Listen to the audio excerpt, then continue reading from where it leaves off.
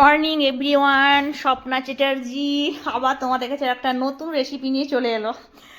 তো আমরা সবাই পৌষ সংক্রান্তিতে পিঠে খাই, যে পিঠেটা পুজোতে হয়, নাক কান পিঠে আমরা বলি।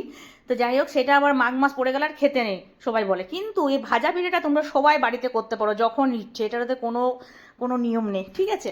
প্রথমে চালগুড়িটা ভালো করে ফ্রেশ করে ভালো করে ছাঁকনাতে করে ছেঁকে নেবে, মানে মানে চালুনিতে ফ্রেশ করে ঝেড়ে নেবে আরেকবার, তাহলে ভালো থাকবে চালগুড়িটা।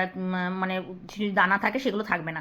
তারপরে মুগ ডালটার সাথে মানে কুকারে মুগ ডাল নেবে, মুগ ডালের সাথে একটু জল দেবে আন্দাজ মতো, তার মধ্যে আদা লঙ্কা দিয়ে দেবে, আর জিরে কোটা ধনে কোটা নুন হলুদ আর একটু স্বাদ মতো মিষ্টি মানে একটু চিনি। তারপরে সেটা সেদ্ধ হয়ে যাবে, সেদ্ধ হয়ে পরে নামাবে। তারপরে গরম গরম ওই চালগুড়িটার সাথে সেটা কিন্তু ভালো করে মাখতে হবে। হ্যাঁ, অবশ্যই একটু সাদা তেল দেবে যখন মাখবে, তাহলে একটু ময়ানটা দিলে একটু ভালো হয়, পিঠেগুলো ভালো হয়।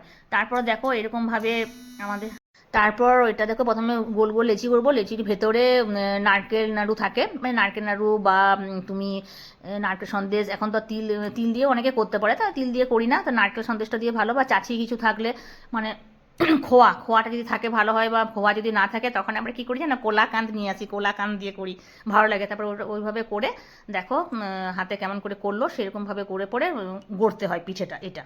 তারপর সাদা তেল দিয়ে কড়ায় সাদা তেল দিয়ে পরে ওটা ভাজলে বিশ্বাস করো বন্ধুরা, এত সুন্দর খেতে লাগে, মানে এটা বাসিটা বেশি ভালো লাগে, মানে আজকে করলে তো গরম গরম এত ভালো লাগবে না, তারপরের দিনে সকালে খুব ভালো লাগে, আর এত কুড়মুড়ে হয় আর এত টেস্টি হয়। একটু ভাজাটা কিন্তু ভাজতে হবে, তুমি বলবে যে একবারে আঁচ দিয়ে বেশি ভেজে নেবো, একটু কম কম আঁচে ভাজবে, তাহলে ভাজাটা লাল লাল করে হবে। এই রেসিপিটা তোমরা করবে, অবশ্যই তোমাদের ভালো লাগবে, এটা যখন ইচ্ছে তোমরা খেতে পারো। ওকে, বাই, টাটা।